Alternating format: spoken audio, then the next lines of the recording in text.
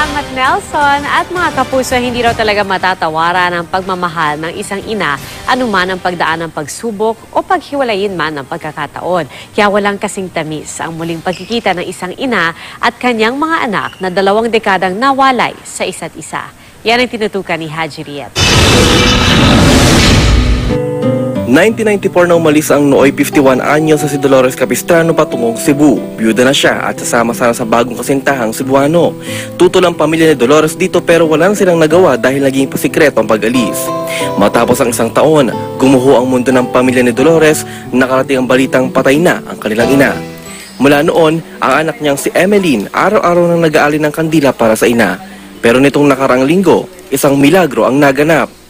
May nag-email sa kapatid ni Emily na ang ina nilang 20 taon na nilang inakalang patay, buhay pa pala. Umiiyak po talaga ako kasi hindi po, alam po talaga namin patay na yung mama namin eh.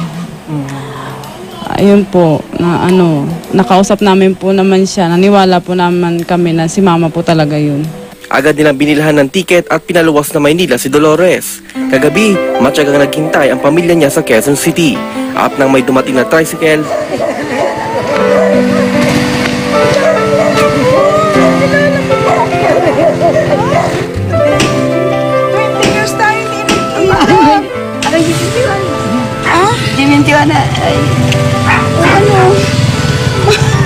Maganda ka pa rin, Maot!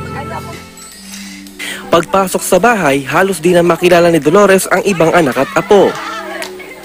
Kwento ni Dolores, namatay ang kanyang kinakasama matapos ang ilang taon, kaya napilitan siyang buhayin ang sarili. Umabot daw siya sa puntong namumulot na lang ng basura sa kalsada. Umiyak din ako dahil naalala ko kayo, mga anak. Nagpipili ko kayo sa Panginoon na kayo bigyan ng lakas ng mga katawan. Sumasakit ang likod ng ganito. Walis. Totoo po ba yung nagbabasura kayo doon? Oo, nangunga ng plastic. Marami kami nangunguha. Para biling pagkain. Nangunga ng Kaya nga plastic. po nung mabalitaan namin na ganun ang nangyari sa inyo, parang nadurog yung puso namin. Kami kumakain dito ng maayos. Tapos kayo pala. Wala na mga masura. Nagugutom doon. Napaghiwalay man ang sitwasyon ng pagkakataon, patunay ang muling pagsasama ni Dolores at ang kanyang pamilya. Nadekada man ang bilangin, walang makakahadlang sa pagmamahalan ng mga anak at ang kanilang ina.